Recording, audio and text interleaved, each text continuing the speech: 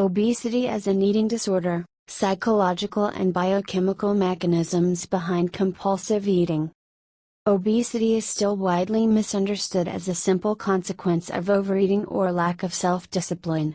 In reality, obesity is often a complex eating disorder rooted in psychological patterns and biochemical changes in the brain, especially in the dopamine system.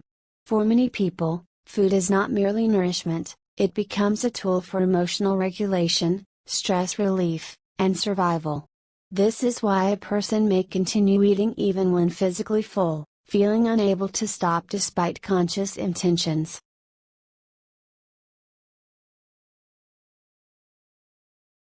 Let me tell you Sandra's story. Sandra's childhood wasn't that bad.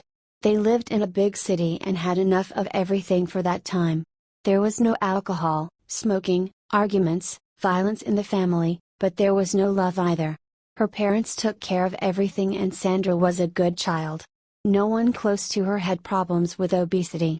At the age of 10, she became a little fat, but it didn't bother her too much. After puberty, she lost weight, mainly because of sports. She loved cycling and swimming since she was little. It stayed that way until she was 50, when she started to gain weight uncontrollably. She was still a beautiful, voluptuous, lustful woman, but she considered the beauty of her body to be very important. At first, she attributed this to menopause, but then she noticed strange patterns. After she managed to lose weight in 6 months with a vegan diet, she gained weight back in a month, even more than before the diet. When she got the hang of it, she immediately emptied all the sweets from the fridge. Once she started eating, she couldn't stop. Despite still swimming, hiking, and taking long walks, she had constant problems with her weight. It was only about 5 kilograms, but for a woman, a slightly enlarged belly is a disaster. At the age of 60, she realized that her problem wasn't that she liked good food. It wasn't a problem with me or a genetic predisposition to obesity.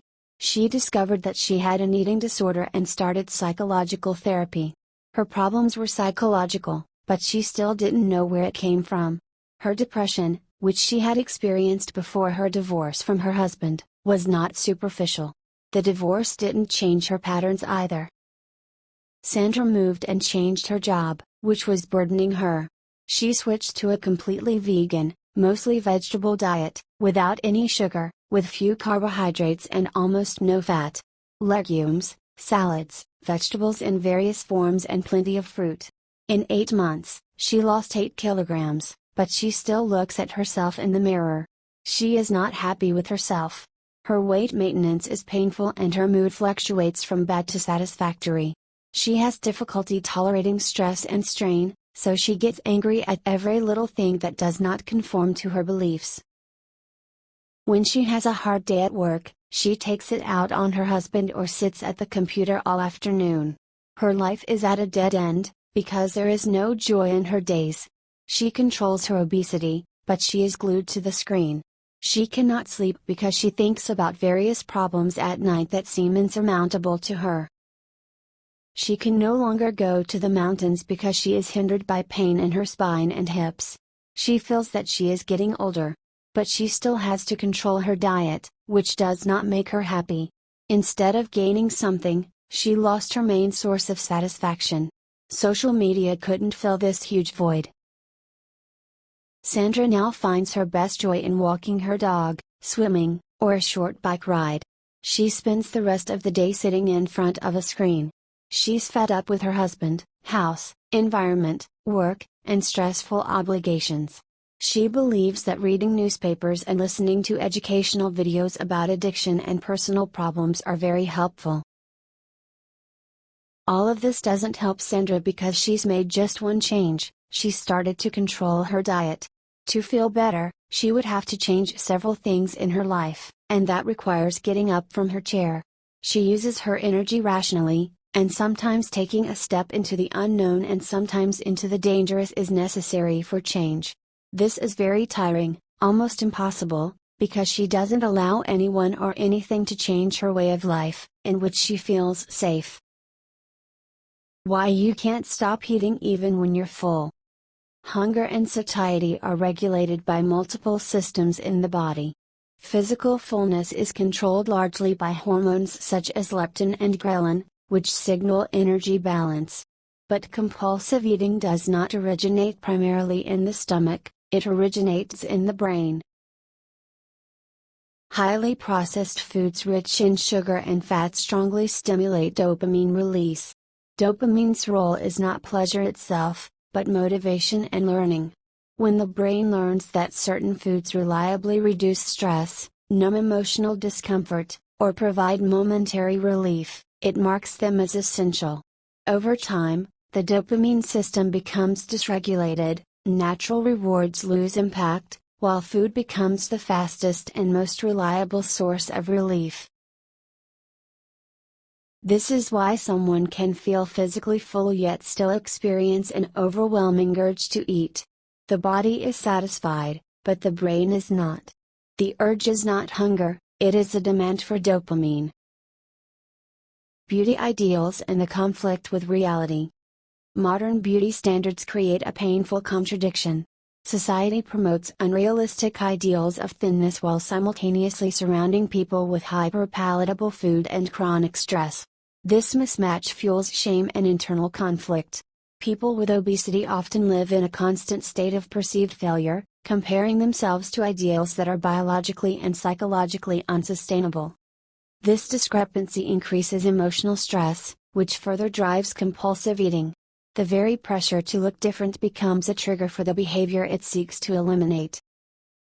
False beliefs of obese individuals versus reality.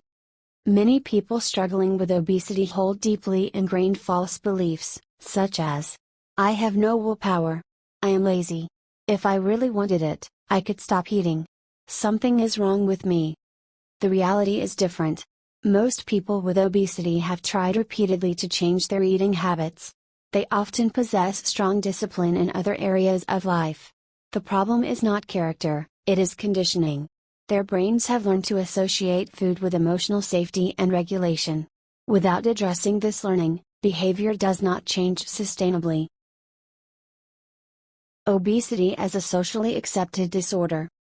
Interestingly, obesity, especially in women, is often more socially tolerated than addictions such as alcohol, drugs, or smoking. Eating is considered normal, necessary, and socially acceptable. This makes food addiction harder to recognize and easier to rationalize. Unlike substances, food cannot be eliminated completely, which complicates recovery and often delays appropriate help. Failed diets, excuses, and guilt. Many people struggling with obesity have spent years cycling through diets, supplements, miracle solutions, and expensive programs. Each failure reinforces guilt and hopelessness. When weight loss attempts fail, as they often do when based on restriction alone, people blame themselves rather than the method. This cycle is emotionally exhausting. Restriction increases stress. Stress increases dopamine craving. Dopamine craving leads to binge eating. The result is weight gain, shame, and renewed attempts at control, followed by another collapse. The vicious cycle of disappointment and compulsive overeating. Repeated failure creates a self-reinforcing loop. 1. High expectations and rigid plans. 2. Short-term control. 3. Emotional or physical exhaustion. 4. Loss of control and binge eating. 5. Shame and self-blame. 6. Renewed restriction. Each cycle strengthens the brain's reliance on food for emotional regulation. The problem deepens not because of weakness, but because the nervous system is trapped in survival mode. Extreme eating disorders, bulimia and anorexia. At the extreme end of eating disorders lie bulimia and anorexia. Though they appear opposite, both share the same core issue: distorted beliefs about worth, control, and safety, combined with dysregulated dopamine and stress systems. Bulimia alternates between binging and purging, driven by shame and loss of control. Anorexia uses restriction as a form of control and identity. Both are serious psychological and physiological conditions that require professional treatment. Help for breaking eating disorders. Recovery from compulsive eating and obesity does not begin with punishment or restriction. It begins with understanding and regulation. Change food, change dopamine. Reducing highly processed foods, especially sugar and refined fats, lowers artificial dopamine spikes. This does not mean perfection, but gradual replacement with whole foods that stabilize blood sugar and brain chemistry. Change beliefs that create emotional pain. Food cravings often follow emotional discomfort. Beliefs such as "I'm not good enough" or "I must be perfect" generate chronic stress, which fuels dopamine-seeking behavior. Changing these beliefs reduces the need for compulsive eating.